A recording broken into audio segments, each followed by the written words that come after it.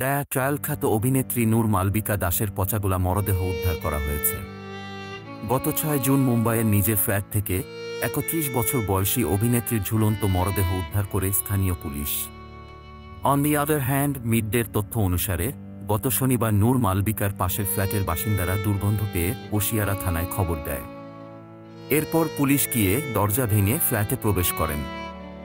এ সময় নূর মালবিকার শরীরের একাংশ বিকৃত ও পচাগোলা অবস্থায় দেখতে পায়। ঘটনাস্থল থেকে নূর মালবিকার ওষুধ, মোবাইল ফোন এবং ডায়েরি উদ্ধার করেছে পুলিশ। মূলত ধারণা করা হয় গত ৬ জুন আত্মহত্যা করে থাকতে পারেন অভিনেত্রী নূর মালবিকা।